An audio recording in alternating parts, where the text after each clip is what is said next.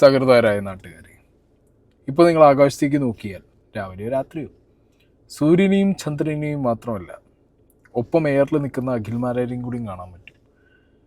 കേരളത്തിലെ സ്ത്രീകൾ, എസ്പെഷ്യലി അമ്മ പെങ്ങന്മാർ, എല്ലാവരും കൂടി എടുത്തിട്ട് എയറിലാക്കി. എന്തുവാടേ കോമഡി പീസായിപ്പോൾ സത്യം പറഞ്ഞ അഖിൽമാരാർ. ഇന്ന് എക്സ്പ്ലനേഷൻ കൊടുക്കുമ്പോൾ അതിനൊരു ക്ലാരിറ്റി എസ് എഴുതിയിട്ട് മെഴുകുന്നു. മിസ്റ്റർ അഖിൽമാരാർ, നിങ്ങൾ അത്യാവശ്യം കാര്യം സംസാരിക്കാൻ അറിയുന്നൊരു വ്യക്തിയാണ്. കാര്യം പോലെ പറഞ്ഞ ആളുകളെ മനസ്സിലാക്കാൻ പറ്റുന്ന നോളജ് ഉള്ളൊരു വ്യക്തിയാണെന്നുള്ളത് പേഴ്സണലി എനിക്ക് പല വിഷയങ്ങളും നിങ്ങളോട് സംസാരിക്കുമ്പോൾ തോന്നിയിട്ടുണ്ട്. പക്ഷെ ചില കാര്യങ്ങൾ നിങ്ങൾ ഡീൽ ചെയ്യുന്നത് കാണുമ്പോണ്ടല്ലോ, ഇതിലും വലിയൊരു കോമഡി പീസ് കേരളത്തിൽ വേറെ ഇല്ല എന്നുള്ള രീതിക്കാണ് നിങ്ങൾ ഡീൽ ചെയ്യാറ്. ഇപ്പോൾ റീസെൻ്റ്ലി നിങ്ങൾ ഏറെ പോയ വിഷയം, സ്ത്രീകൾ വളരെ നിസ്സാരമായി എൻജോയ് ചെയ്തിരുന്ന പ്രസവത്തെ ആശുപത്രികൾ വന്ന് കോംപ്ലിക്കേറ്റഡ് ആക്കി എന്നുള്ള നിങ്ങളുടെ സ്റ്റേറ്റ്മെൻറ്റ്, ആ വീഡിയോ ഞാൻ അവിടെ പ്ലേ ചെയ്യാം.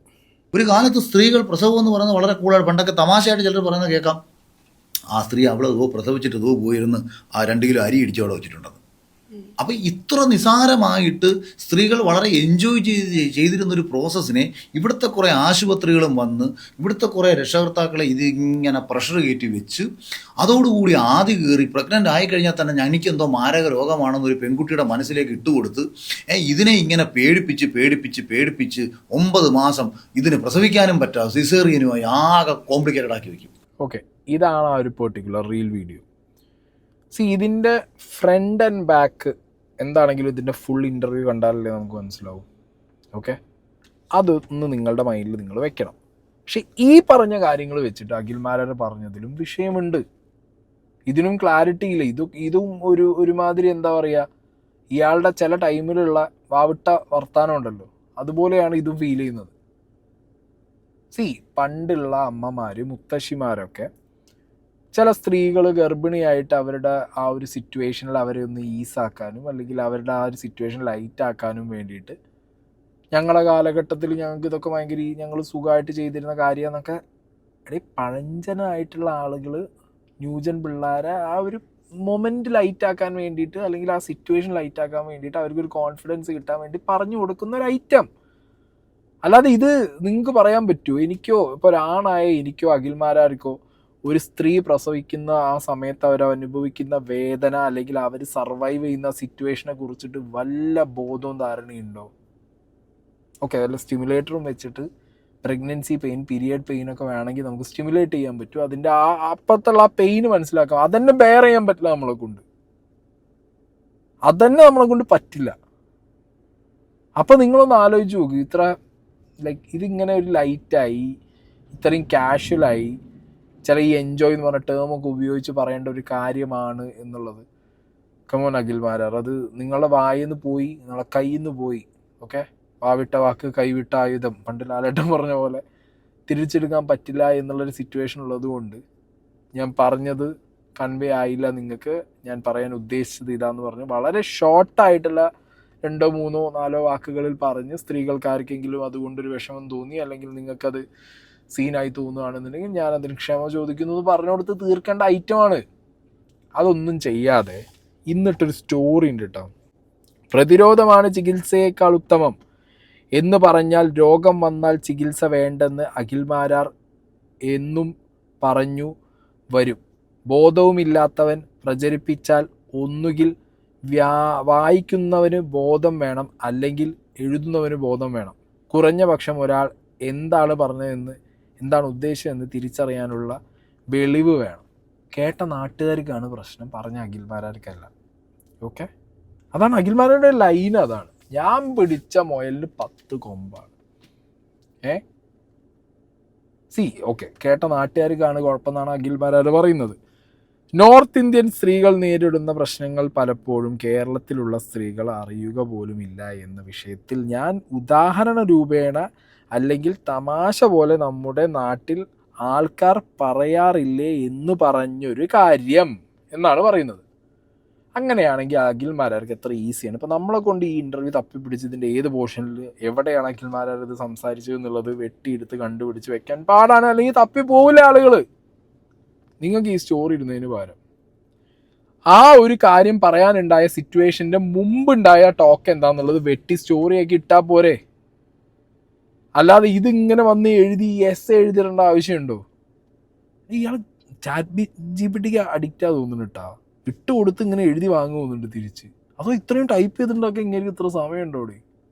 എനിക്കറിയാൻ പാടില്ല. ഞാനൊക്കെ ഇത്രയൊക്കെ ടൈപ്പ് ചെയ്തുണ്ടാക്കുമ്പോഴത്തേക്കും, അത് മലയാളമൊക്കെ ടൈപ്പ് ചെയ്ത് ഉണ്ടാക്കുമ്പോഴത്തേക്കൊക്കെ എൻ്റെ പൊന്നോ. എന്താണെന്ന് പോലും മനസ്സിലാക്കാതെ പ്രചരിക്കുന്നവർക്ക് വേണ്ടി ഒരു കാലത്ത് സ്ത്രീകൾ ഗർഭിണിയാകുന്നതും അമ്മ ആകുന്നതും സന്തോഷത്തോടെ കണ്ടിരുന്ന കാലത്തു നിന്നും ഗർഭിണിയാകുന്നത് എന്തോ അപകടം പിടിച്ച ഒന്നാണ് സമൂഹം മാറ്റിയതിനു പിന്നിൽ 10 മാസം ഒരു ഗർഭകാലത്തെ കച്ചവടമാക്കിയ ആശുപത്രികളും അനാവശ്യ ഭയവും ഉത്കണ്ഠയും ഉണ്ടാക്കിയ ബന്ധുക്കളും ആണെന്നും അത് ഹോർമോണുകൾ സൃഷ്ടിക്കുന്ന മാനസിക അവസ്ഥയേക്കാൾ അപകടം നിറഞ്ഞ ആണെന്നും സ്ത്രീകളുടെ ടെൻഷനാണ് പലവിധ കോംപ്ലിക്കേഷൻസ് അവർക്ക് സമ്മാനിക്കുന്നതെന്നും അത് മാറാൻ അവരെ പ്രോത്സാഹിപ്പിക്കണമെങ്കിൽ പ്രകൃതിയിൽ എല്ലാ ജീവജാലങ്ങളും പ്രസവം എന്നത് സ്വാഭാവികമായ ഒന്നാണെന്നും എന്ന അറിവ് പകർന്ന് ബോധവൽക്കരണവും ആശുപത്രിയെ ആശ്രയിക്കേണ്ട സാഹചര്യങ്ങളിൽ മാത്രം അതിന് പിന്നാലെ പോകണം, അല്ലാതെ സിസേറിയൻ ചെയ്യേണ്ടെന്നോ പ്രസവകാലത്ത് ആശുപത്രിയിൽ പോകരുതെന്നോ സുഖപ്രസവത്തെ ന്യായീകരിച്ച് സിസേറിയൻ ഇല്ലാതാക്കാമെന്നോ ഞാൻ ഒരിടത്തും പറഞ്ഞിട്ടില്ല എന്നാണ് അഖിൽ മാരാരി എഴുതിയിട്ടിട്ടുള്ളത്. ഇത് ഒരു സ്റ്റോറിയിൽ എഴുതിയിട്ടത്. ഇത് മാത്രമല്ലേ, മുഴുനീളതാ കിടക്കുന്നു ഒരു നീണ്ട കഥ എന്ന് പറഞ്ഞിട്ട് ഇനി എഴുതിയിട്ടുണ്ട് കുറേ കാര്യങ്ങൾ. ഇപ്പം ഈ എഴുതിയിട്ടതിൽ നിന്ന് മാത്രം ഞാൻ അഖിൽ മാരാർ പറഞ്ഞ കുറച്ച് കാര്യങ്ങൾക്ക് ഉത്തരം തരാം.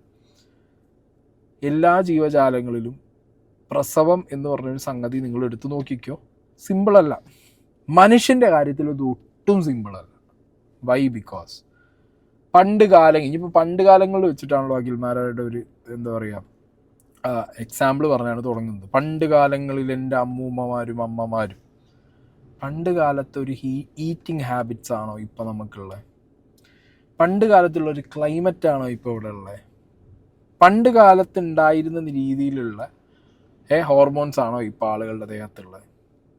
പണ്ട് കാലത്തുള്ള ആളുകളുടെ സ്കിൽഡ് ലേബർ ആണോ ഇപ്പോൾ ആളുകൾ ചെയ്തുകൊണ്ടിരിക്കുന്നത്? സോ കാലം മാറി, എവല്യൂഷൻ സംഭവിക്കുന്നു, ഹ്യൂമൻ ബോഡിയിൽ മാറ്റം വരുന്നു. അങ്ങനത്തെ സാധനങ്ങളൊക്കെ കൺസിഡർ ചെയ്തിട്ട് വേണ്ടേ നിങ്ങൾ ഈ ഹോസ്പിറ്റൽസിനെ തള്ളിപ്പറയാനും ഡോക്ടേഴ്സിനെ തള്ളിപ്പറയാനും? പണ്ട് കാലങ്ങളിൽ അമ്മമാർക്ക് ചിലപ്പോൾ ഹോസ്പിറ്റൽസോ ഡോക്ടേഴ്സിൻ്റെയോ അത്ര ആവശ്യം വന്നു കാണില്ല. പക്ഷെ ഇപ്പം ആവശ്യമുണ്ട്. ഇപ്പോഴത്തെ എന്താ പറയുക, സ്ത്രീകൾക്ക് എന്നുണ്ടെങ്കിൽ അവരത് ഓപ്റ്റ് ചെയ്തേ പറ്റൂ. അല്ലാതെ വീട്ടിലെ പ്രസവത്തിനെ പ്രോത്സാഹിപ്പിക്കണോ ഇനി? അതാണോ അഖിൽ മാരാർ പറഞ്ഞുകൊണ്ടിരിക്കുന്നത്? ഹോസ്പിറ്റലിൽ പോകേണ്ട കാര്യത്തിന് ഹോസ്പിറ്റലിൽ തന്നെ പോകണം. പിന്നെ ഹോസ്പിറ്റലിൽ പോയാൽ പേടിപ്പിക്കുന്ന ആരാ പറഞ്ഞേ? ഇവിടെ എത്രയോ ഫ്രണ്ട്ലി ആയിട്ടുള്ള ഹോസ്പിറ്റൽസ് പ്രഗ്നൻസി മദറിനും കുട്ടിക്കും വേണ്ടിയിട്ടുണ്ട് ഇല്ലേ? പ്രഗ്നൻസിക്ക് മുമ്പേ കെയർ, പ്രഗ്നൻസി കഴിഞ്ഞിട്ട് കെയർ, അങ്ങനത്തെ കെയർ ഹോംസ് അടക്കം ഇഷ്ടംപോലെ സ്ഥലങ്ങൾ ഇവിടെ ഓപ്പൺ ആക്കി വെച്ചിട്ടുണ്ട്. യെസ്, ബിസിനസ് ആണോ വെച്ചാൽ യെസ്, ഡെഫിനറ്റ്ലി ബിസിനസ്സാണ്. പക്ഷെ ആ ബിസിനസ് എങ്ങനെയാണ് സക്സസ്ഫുൾ ആവുന്നത്? നല്ല പേഷ്യൻസോടെ, നല്ല പീസ് ഓഫ് മൈൻഡിൽ, നല്ല രീതിയിൽ പേഷ്യൻസിനെ ബോധവൽക്കരണം നടത്തി ഈ എന്താ പറയുക പ്രഗ്നൻസി എന്ന് പറഞ്ഞ ആ ഒരു സിറ്റുവേഷനെ എങ്ങനെ ലൈറ്റായിട്ട് ഇത് കോംപ്ലിക്കേറ്റഡ് ആവുന്നത് എങ്ങനെയാണ് അഖിൽ മാരാർ? സീരിയസ്ലി ഞാൻ ചോദിക്കുക. പണ്ട് കാലങ്ങളിൽ ഇത് കോംപ്ലിക്കേറ്റഡ് അല്ല എന്നുള്ളത് നിങ്ങൾക്ക് എങ്ങനെ പറയാം? പണ്ട് കാലത്തെ സ്ത്രീകൾ ഇത് പറയാൻ മടിച്ചിട്ടുണ്ടാവും, ആ കോംപ്ലിക്കേറ്റഡ് സിറ്റുവേഷൻ, അവരാണുങ്ങളെ പേടിച്ചിട്ട്. ഇപ്പോഴത്തെ കാലഘട്ടത്തിൽ അങ്ങനെയല്ല. സ്ത്രീകൾ പറയും, അവരാ പെയിനും ആ സഫറിങ്ങിനെ കുറിച്ചും സംസാരിക്കും. പിന്നെ പണ്ടത്തെ പോലെ കല്യാണം കഴിച്ച ഉടനെ ആണുങ്ങൾക്ക് മറ്റേ കിടന്നു കൊടുത്ത് കുട്ടി ഉണ്ടാക്കാൻ ഉള്ള ഒരു യന്ത്രം പോലെ അല്ല ഇപ്പോഴത്തെ സ്ത്രീകൾ. If they are mentally fit, if they are physically fit, if they are okay with their living style, അപ്പം മാത്രമേ അവരെന്ത് ചെയ്യുള്ളൂ, ഗർഭം ധരിക്കാൻ റെഡി ആവുള്ളൂ. അങ്ങനെയുള്ള ആൾക്കാരെ എന്താ പറയുക, നിങ്ങൾ ഈ പറഞ്ഞ പോലെ അല്ല ഇതൊക്കെ പണ്ട് കാലത്ത് ഈസിയാണ് ഇപ്പോഴും ഈസി ആവണം എന്ന് പറഞ്ഞു കഴിഞ്ഞാൽ എന്തോന്നറിയത്? ഇങ്ങനെയാണ്. ചില കാര്യത്തിൽ എന്താ പറയുക, മെഴുകൽ രാജാവ് എന്നാണ് ചില വിഷയത്തിൽ അഖിൽ മാരാരെ പറയേണ്ടത്. എന്താണെങ്കിലും അഖിൽ മാരാർക്ക് കിട്ടിയ ട്രോളുകൾ ഞാനിവിടെ സൈഡിൽ വയ്ക്കാം. 1 by 1 ആയിട്ട് നിങ്ങൾ കണ്ടോ, എല്ലാം കൂടി ഞാൻ ഒന്നിച്ച് പ്ലേ ചെയ്ത് പോവാം. പാടത്തിട്ട് അടിച്ചിട്ടുണ്ട് സ്ത്രീജനങ്ങളെല്ലാരും കൂടി.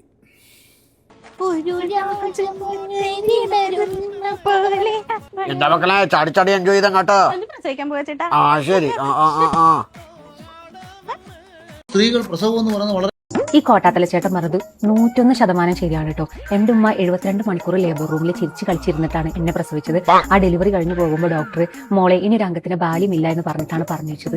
എന്തിനേറെ പറയുന്നു, 5.5 കൊല്ലം മുന്നേ എപ്പിഡൂറിലെടുത്ത് ഡെലിവറി ചെയ്തിട്ട് കൂടെ കാറി കൂവിയിട്ടാണ് ഞാനും പ്രസവിച്ചത്. ഇനി അടുത്ത എൻജോയ്മെന്റ് ഉള്ള ഒരു പീരീഡാണ് ഗർഭകാലം. ഒരു 60-70% സ്ത്രീകൾക്കൊക്കെ ഫസ്റ്റത്തെ ഒരു 3-4 മന്ത്സിൽ ഛർദ്ദിച്ച് തൊണ്ട പൊട്ടി ചോര വന്നിട്ട് ഒരു ഫുഡ് ഇറക്കാൻ പറ്റാത്തൊരവസ്ഥയിലേക്ക് എത്തും. വീട്ടിൽ നിന്ന് പുറത്തിറങ്ങാൻ പറ്റാത്ത നടുവേദന, അങ്ങനത്തെ ഒരുപാട് പ്രശ്നങ്ങൾ. വളരെ എൻജോയ്മെന്റ് ഉള്ള ഒരു പീരീഡാണ് അതൊക്കെ.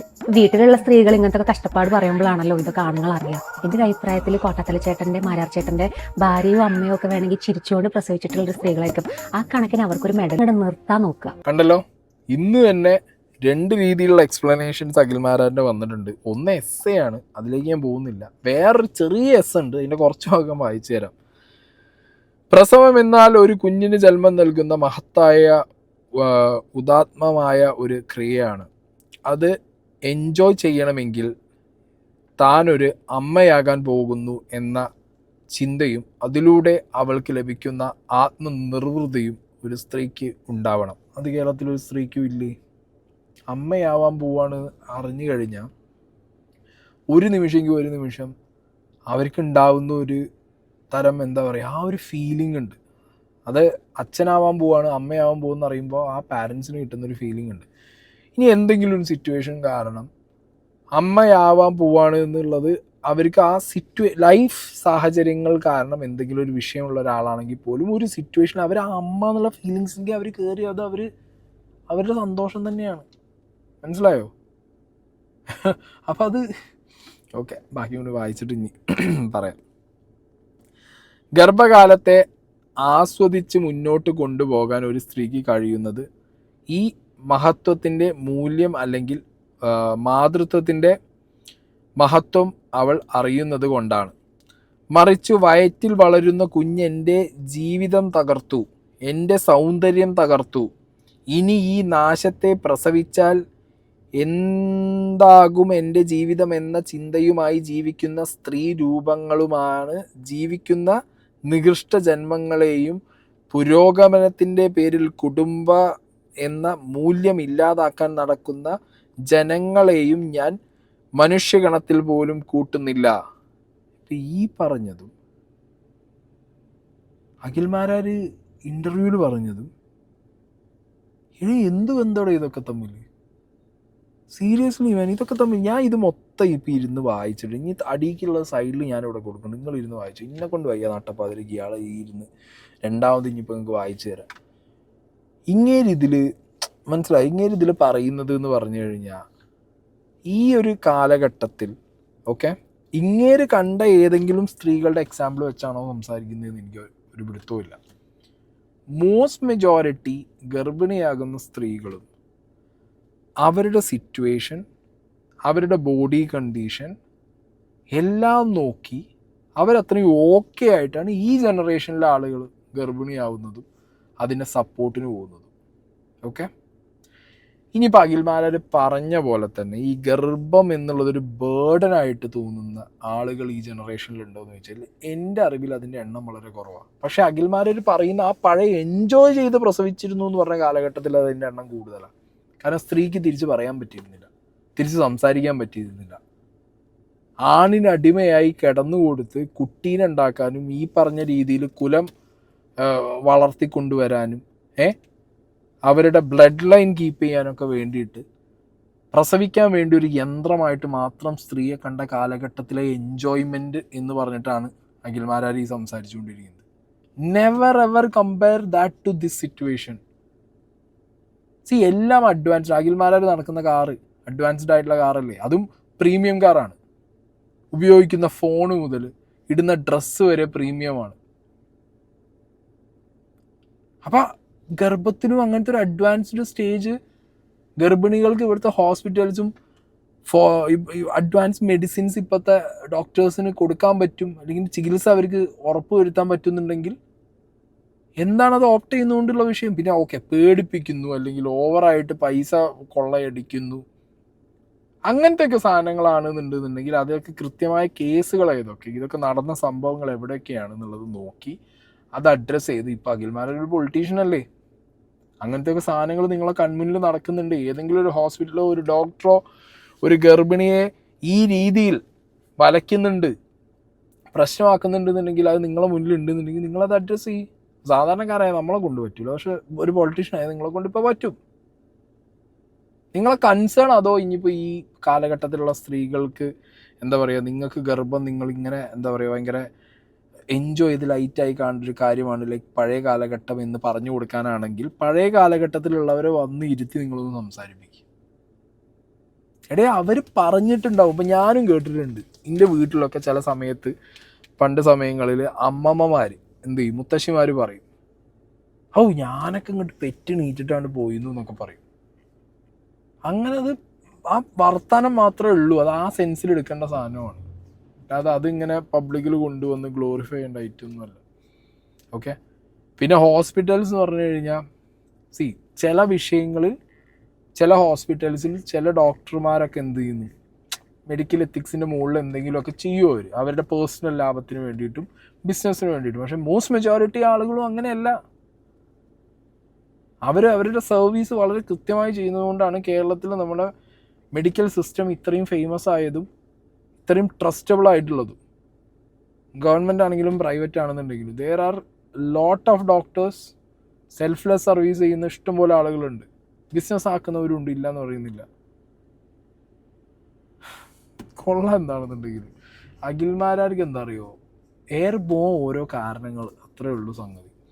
പക്ഷെ ഇതൊരു വല്ലാത്ത പോക്കായിപ്പോയി. പക്ഷെ ഈ അടുത്ത കാലത്തൊക്കെ അഖിൽ എയർ പോയത് എങ്ങനെ അറിയാം, അഖിലിൻ്റെ credibility is going for a toss. 1/1 എന്താ അറിയോ, ആ ഒരു the best Bigg Boss winner എന്നുള്ള ആ ഒരു ടാഗൊക്കെ പോയി കോമഡി പീസ് എന്ന് പറഞ്ഞ സാധനത്തിലേക്കാണ് മൂക്കുത്തി താഴെ വീണുകൊണ്ടിരിക്കുന്നത്. സോ ബെറ്റർ ബി കെയർഫുൾ പറയുന്ന കാര്യങ്ങളും വർത്തമാനങ്ങളും ഒക്കെ. അല്ലെങ്കിൽ അത് അങ്ങനെ ഡിഫെൻഡ് ചെയ്യാൻ പറ്റണം. ഈ ഡിഫെൻഡ് ചെയ്യാൻ പാടില്ലാത്ത കാര്യമാണെന്നുണ്ടെങ്കിൽ തെറ്റ് പറ്റിയിട്ടുണ്ടെങ്കിൽ അത് ആക്സെപ്റ്റ് ചെയ്ത് തെറ്റ് പറ്റി, കയ്യിൽ നിന്ന് പറഞ്ഞു പോയി, എൻ്റെ ഈ ഒരു കാഷ്വൽ ടോക്ക് സ്വഭാവത്തിൻ്റെ മുകളിൽ വന്നതാന്നുള്ളത് ആക്സെപ്റ്റ് ചെയ്ത് മുന്നോട്ട് പോകുക. അല്ലാതെ എസ് എഴുതിയിട്ടൊന്നും കാര്യമില്ല. കാരണം എസ് എൻ്റെ മുകളിൽ വീണ്ടും ഓഡിറ്റ് നടക്കും. മനസ്സിലായോ?